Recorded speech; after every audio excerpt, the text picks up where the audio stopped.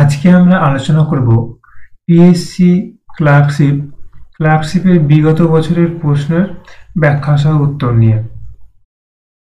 আজকে আমরা শুধুমাত্র আলোচনা করব 2000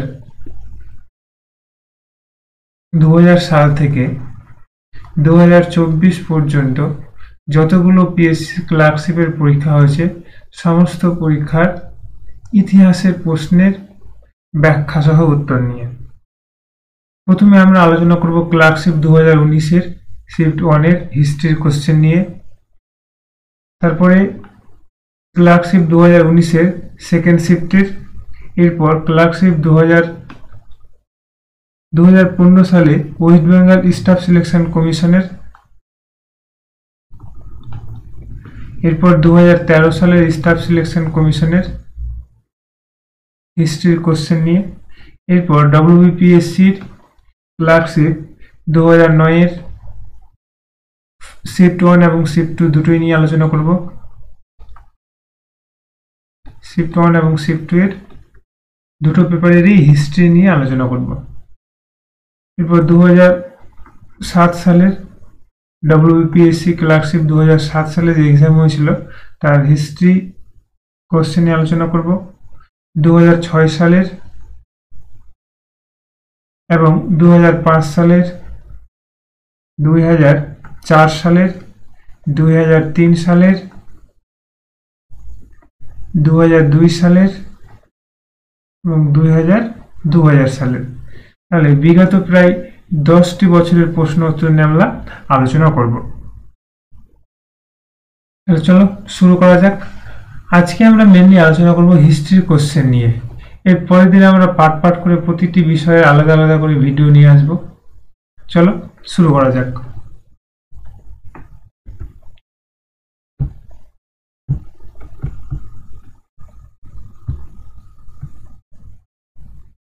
তাহলে আমরা প্রথমে শুরু করব ডব্লিউবিপিএসসি ক্লার্কশিপের 2019-এর প্রিলিমসের প্রথম হাফের যে কোশ্চেন পেপার, সেই কোশ্চেন পেপারের হিস্ট্রির কোশ্চেন নিয়ে। চলো শুরু করা যাক। প্রথম প্রশ্ন, মহাত্মা গান্ধী তার অহিংস অসহযোগ আন্দোলন প্রথম শুরু করেছিলেন কোথায়? তাহলে মহাত্মা গান্ধী তার অহিংস অসহযোগ আন্দোলন প্রথম কোথায় শুরু করেছিলেন? সঠিক উত্তর হয়ে যাবে অপশন বি, দক্ষিণ আফ্রিকায়। তাহলে গান্ধীজি প্রথম তার অহিংস অসহযোগ আন্দোলন শুরু করেছিল কোথায়? দক্ষিণ আফ্রিকায়। প্রশ্ন আরেকটি হতে পারে, গান্ধীজি প্রথম সত্যাগ্রহ আন্দোলন কোনটি ভারতে? তাহলে হয়ে যাবে চম্পারণ সত্যাগ্রহ। কত সালে হয়েছিল? 1917 সালে। এই পয়েন্টগুলো একটু নোট ডাউন করে নিও। এই ক্ষেত্রে সঠিক উত্তর অপশন বি। আর যদি প্রশ্ন এমনটা হয় তাহলে ভারতে প্রথম সত্যাগ্রহ, তাহলে চম্পারণ সত্যাগ্রহ। চম্পারণ সত্যাগ্রহ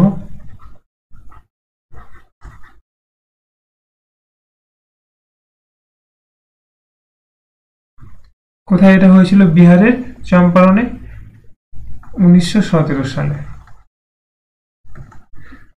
পরবর্তী প্রশ্ন, মহাত্মা গান্ধীকে হত্যা করা হয় 30শে জানুয়ারি কত সালে?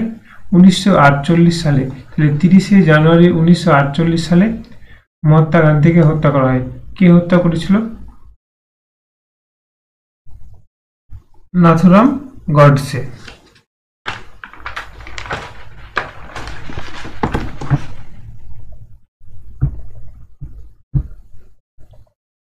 গৌতম বুদ্ধের জন্মস্থান লুম্বিনীর কপিলাবস্তু। তাহলে সঠিক উত্তর অপশন এ। গৌতম বুদ্ধের বাল্যকালের নাম কি ছিল? গৌতম বুদ্ধের বাল্যকালের নাম ছিল সিদ্ধার্থ।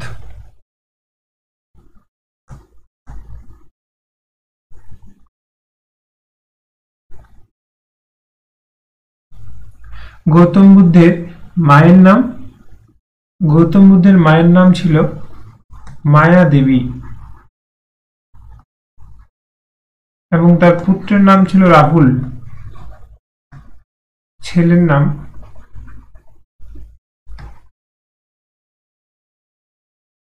রাহুল। তিনি দেহত্যাগ করেন কোথায়? কুশীনগরে। দেহত্যাগ কুশীনগর।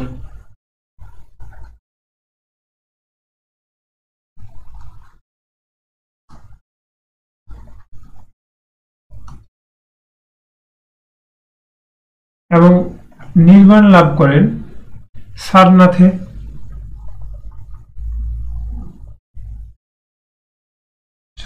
নির্মাণ লাভ করেন কোথায়? বোধগয়া। নির্মাণ লাভ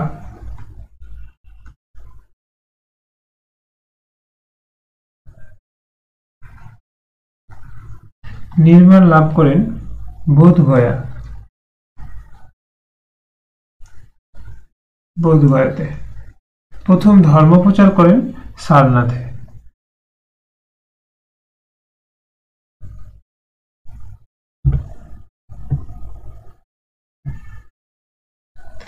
বিদ্যাসাগরের জন্মভূমি বীরসিংহ গ্রাম।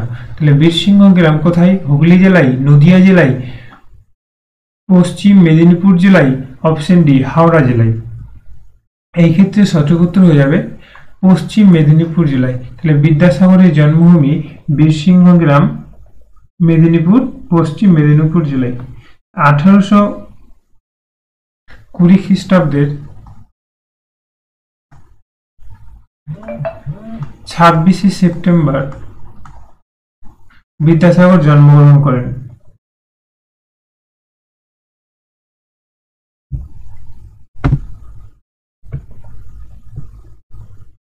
পলাশীর যুদ্ধ হয়েছিল অপশন এ 1757 সালে, অপশন বি 1758 সালে, অপশন সি 1857 সালে, অপশন ডি 1858 সালে। সঠিক উত্তর কমেন্টে জানাও। এই ক্ষেত্রে আমাদের সঠিক উত্তর হয়ে যাবে অপশন এ 1757 সালে। তাহলে 1757 সালে পলাশী যুদ্ধ কাদের কাদের মধ্যে হয়েছিল? British east India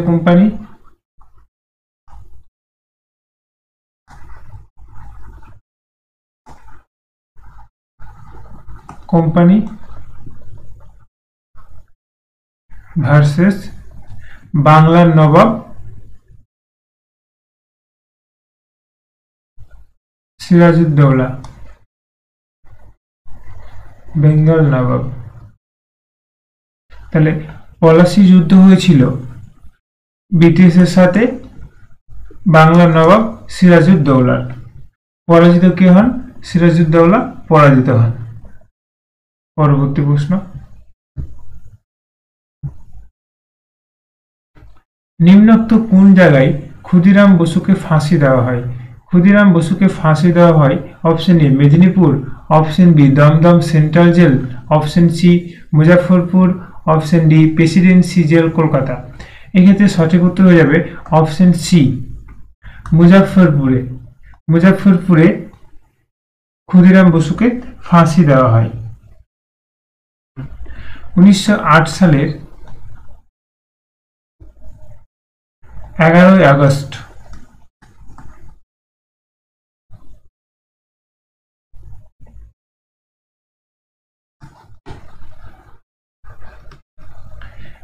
August Muzaffarpur ষড়যন্ত্র মামলায় ফাঁসি হয় ক্ষুদিরাম বসুর। পরবর্তীতে বিপ্লবী ক্ষুদিরাম বসুর নামেই নামকরণ করা হয়, জেলটির নামকরণ করা হয় বিপ্লবী ক্ষুদিরাম। পরবর্তী প্রশ্ন, নিম্নে বর্ণিত নদীগুলির মধ্যে, আজকে আমরা মেনলি শুধু ইতিহাসের কোশ্চেনগুলো নিয়ে আলোচনা করব। চলো, এরপরে আমরা করব ডব্লিউবিপিএসসি ক্লার্কশিপের 2019 সালের সেকেন্ড শিফটের কোশ্চেনগুলো নিয়ে হিস্ট্রির। চলো দেখে নেওয়া যাক। নিম্নে উল্লিখিত ব্যক্তিগণের মধ্যে কে ভারতীয় জাতীয় কংগ্রেসের প্রথম সভাপতি ছিলেন? তাহলে ভারতীয় জাতীয় কংগ্রেসের প্রথম সভাপতি কে ছিলেন? সঠিক উত্তর হয়ে যাবে উমেশ চন্দ্র ব্যানার্জি। উমেশচন্দ্র ব্যানার্জি ছিলেন আইএনসির প্রথম সভাপতি। ইন্ডিয়ান ন্যাশনাল কংগ্রেস কত সালে তৈরি হয়, স্থাপিত হয়? 1885 সালে। কে প্রতিষ্ঠা করেন? এ.ও. হিউম।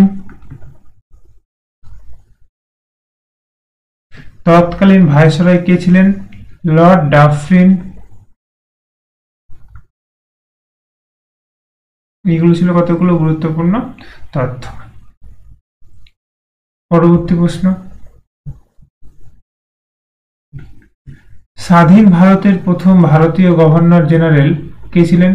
স্বাধীন ভারতের প্রথম গভর্নর জেনারেল কে ছিলেন? এই ক্ষেত্রে সঠিক উত্তর হয়ে যাবে option B, C Chakravarti. Chakravarti Raja Gopalachari. সঠিক উত্তর অপশন বি। রাজেন্দ্র প্রসাদ কে ছিলেন? রাজেন্দ্র প্রসাদ ছিলেন স্বাধীন ভারতের প্রথম প্রেসিডেন্ট।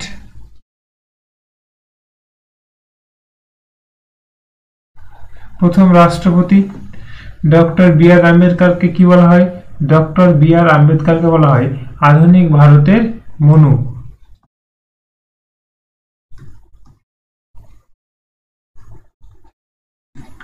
আধুনিক ভারতের মনু অথবা সংবিধানের রূপকার। আরেকটি বলা হয় সংবিধানের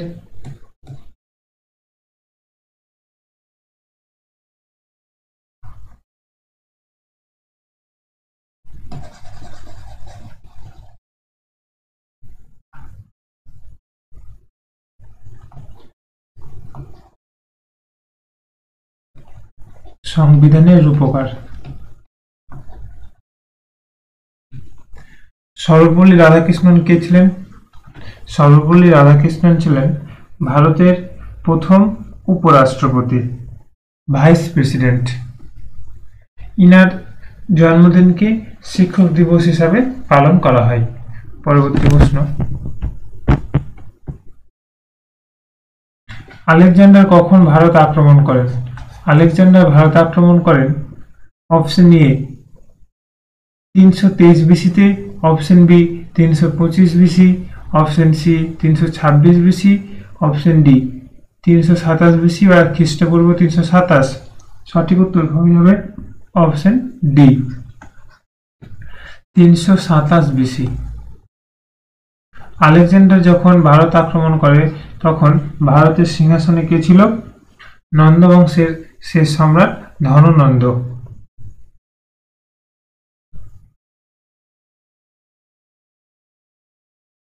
সিংহাসনে ছিলেন ধননন্দ। তিনি কিভাবে ভারতে এসেছিলেন?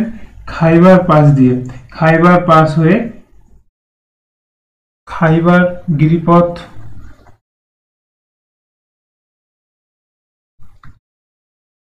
গিরিপথ হয়ে ভারতে প্রবেশ করেন। রবীন্দ্রনাথ ঠাকুর তার নাইট উপাধি পরিত্যাগ করেন 1905 সালে, 1911 সালে, 1914 সালে, 1919 সালে। সঠিক উত্তর হয়ে যাবে অপশন ডি 1919 সালে জালিয়ানওয়ালাবাগ হত্যাকাণ্ডের প্রতিবাদে রবীন্দ্রনাথ ঠাকুর নাইট উপাধি ত্যাগ করেন।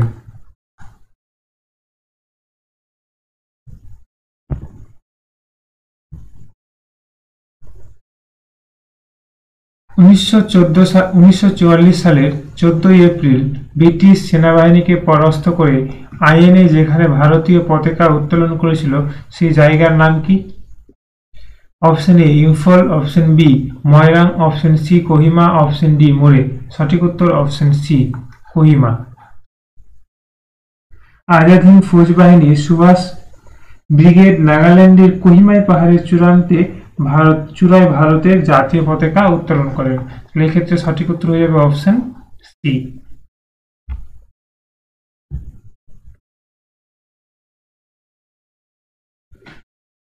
কোনটি অতীতে পর্তুগিজদের কলোনি ছিল না? অতীতে পর্তুগিজদের কলোনি ছিল না। Option A Pondicherry, option B Chandannagar, option C Goa, option D Andaman ও নিকোবর দ্বীপপুঞ্জ। এক্ষেত্রে সঠিক উত্তর হয়ে যাবে অপশন ডি আন্দামান এবং নিকোবর দ্বীপপুঞ্জ।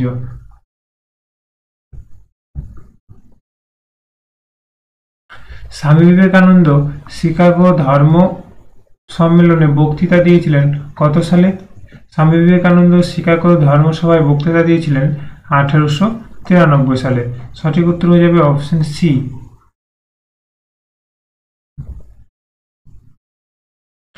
এবার আমরা আলোচনা করব 2015 সালের ওয়েস্ট বেঙ্গল স্টাফ সিলেকশন কমিশনের এলডিসি এবং অ্যাসিস্ট্যান্ট এক্সামিনেশনের ইতিহাসের কোশ্চেন নিয়ে। চলো দেখে নেওয়া যাক ইতিহাসের কোশ্চেন অ্যান্সার। শান্তিপূর্ণ জালিয়ানওয়ালাবাগের বিপুল জনতার মধ্যে জেনারেল ডায়ার কেন গুলি চালিয়েছিল? অপশন এ ভারতীয়দের শাস্তি দেওয়ার জন্য, অপশন বি সামরিক বিধি ভঙ্গের প্রতিশোধ নেওয়ার জন্য, অপশন সি ভারতীয়দের মনে সন্ত্রাস এবং ভয় সৃষ্টি করার জন্য, অপশন ডি জনতার ভিড় ছত্রভঙ্গ করার জন্য। এই ক্ষেত্রে সঠিক উত্তর হয়ে যাবে অপশন সি, ভারতীয়দের মধ্যে সন্ত্রাস ভয় করার জন্য। 1919 সালের 13 এপ্রিল জালিয়ানওয়ালাবাগ হত্যাকাণ্ডে বিপুল ভারতীয়দের উপর গুলি চালিয়েছিল জেনারেল ডায়ার, ভারতীয়দের মনে সন্ত্রাস ও ভয় সৃষ্টি করার জন্য। ঘটনাটা ঘটেছিল 1919 সালের 13 এপ্রিল।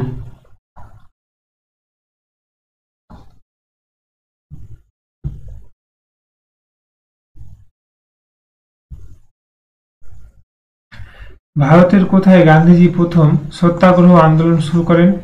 গান্ধীজি প্রথম সত্যাগ্রহ আন্দোলন শুরু করেন চম্পারণে।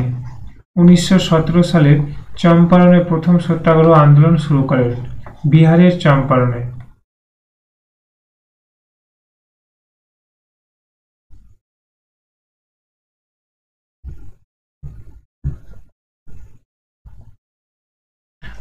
যে সন পর্যন্ত কলকাতা ব্রিটিশ ভারতীয় সাম্রাজ্যের রাজধানী ছিল? কলকাতা ভারতের রাজধানী ছিল 1911 সাল পর্যন্ত। 1911 সালের পর কলকাতা থেকে রাজধানী কোথায় স্থানান্তরিত করা হয়? দিল্লি। এক্ষেত্রে সঠিক উত্তর option A.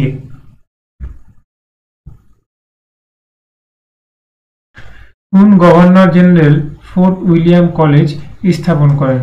Fort William college স্থাপন করেন ওয়েলেসলি। 1800 সালে ওয়েলেসলি কলকাতায় ফোর্ট উইলিয়াম কলেজ স্থাপন করেন। এরপর আমরা আলোচনা করব ডব্লিউবিপিএসসি ক্লার্কশিপের 2009 সালের ইতিহাসের কোশ্চেন অ্যান্সার নিয়ে।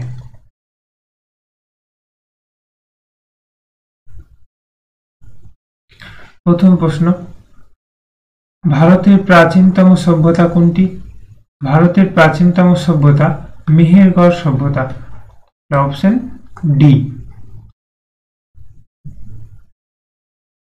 আনন্দমঠের রচয়িতা কে? আনন্দমঠের রচয়িতা বঙ্কিমচন্দ্র। কমেন্টে রবীন্দ্রনাথ ঠাকুরের লেখা দুটি গ্রন্থের নাম জানাবে। হোমওয়ার্ক, রবীন্দ্রনাথ ঠাকুরের লেখা দুটি গ্রন্থের নাম প্রত্যেকে কমেন্টে জানাবে। পরবর্তী প্রশ্ন, আদিনা মসজিদ কোথায় অবস্থিত? আদিনা মসজিদ অবস্থিত পান্ডুয়ায়। আদিনা মসজিদ কে নির্মাণ করেন?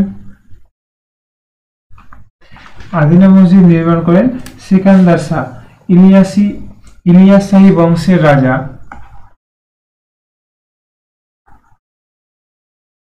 ইলিয়াস শাহী বংশের রাজা সিকান্দর শাহ।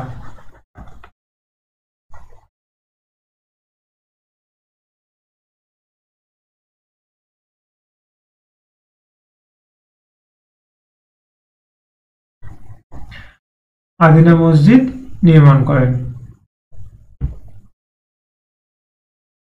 বিধবা বিবাহ আইন কোন বৎসর পাস হয়?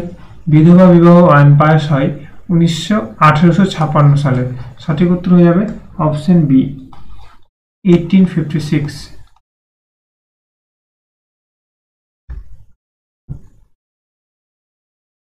ডব্লিউবিপিএসসি ক্লার্কশিপ 2007 সালের ইতিহাসের কোশ্চেন নিয়ে আমরা আলোচনা করব।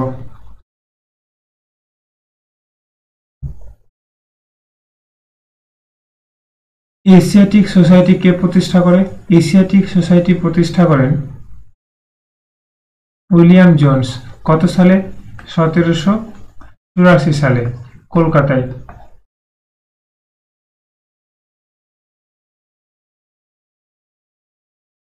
পরবর্তী প্রশ্ন,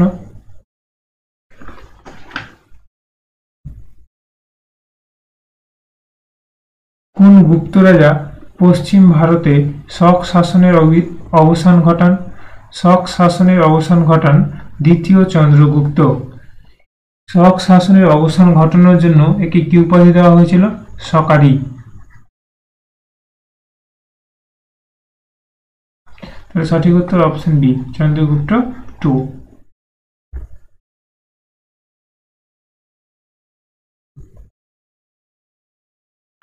স্কন্দগুপ্তকে কি বলা হয়? স্কন্দগুপ্তকে বলা হয় ভারতের রক্ষাকর্তা। কেন? কমেন্টে জানাবে।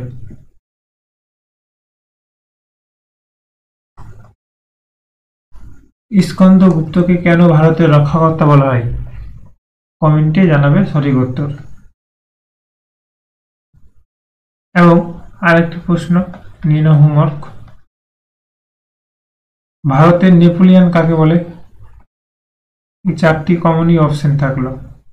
এই 4টে প্রশ্ন অপশন দিলাম, কোনটা সঠিক উত্তর হবে আমাকে কমেন্টে জানাবে। ভারতের নেপোলিয়ান।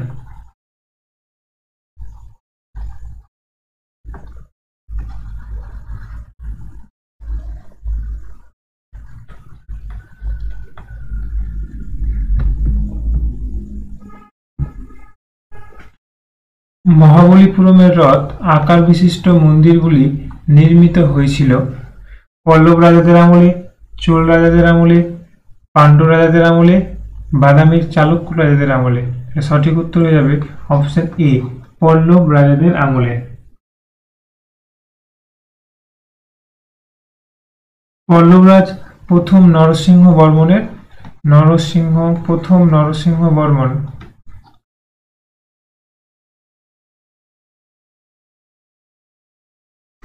বর্মনের আমলে মহাবলীপুরমের রথ মন্দিরগুলি নির্মিত হয়েছিল।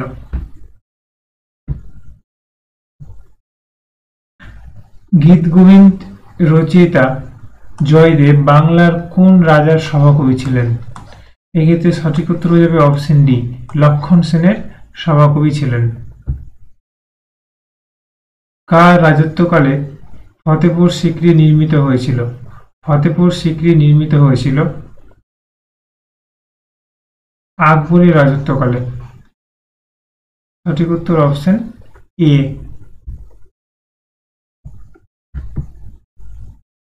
শিখ ধর্মের প্রতিষ্ঠাতা কে ছিলেন? শিখ ধর্মের প্রতিষ্ঠাতা গুরু নানক। গুরু গোবিন্দ সিং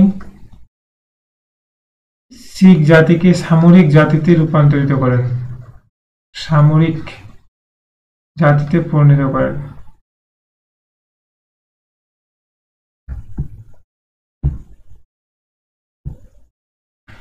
ভারতীয় জাতীয় কংগ্রেসের প্রথম সভাপতি কে ছিলেন? ভারতের জাতীয় কংগ্রেসের প্রথম সভাপতি ছিলেন উমেশ চন্দ্র ব্যানার্জি। সঠিক উত্তর অপশন বি। বাদিরউদ্দিন তৈয়বজি কে ছিলেন? বাদিরউদ্দিন তৈয়বজি ছিলেন ভারতীয় জাতীয় কংগ্রেসের প্রথম মুসলিম সভাপতি।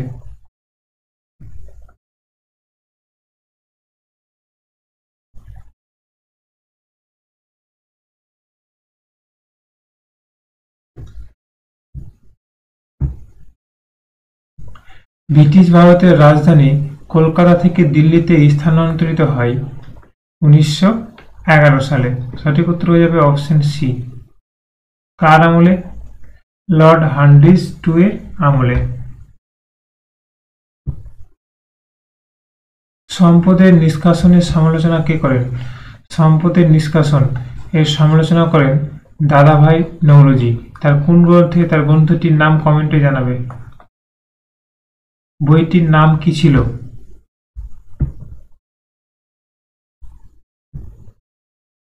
পরবর্তী প্রশ্ন, ভারতের শেষ মুঘল সম্রাট কে ছিলেন? ভারতের শেষ মুঘল সম্রাট ছিলেন দ্বিতীয় বাহাদুর শাহ। সঠিক উত্তর অপশন সি।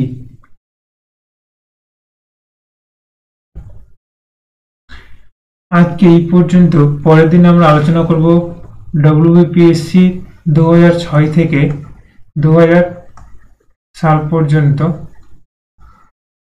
ইতিহাসের কোশ্চেন অ্যান্সার নিয়ে। ক্লাসটি কেমন হয়েছে অবশ্যই জানাবে এবং যে সমস্ত হোমওয়ার্কগুলো দেওয়া হলো সেগুলো কমেন্টে অ্যান্সার করবে।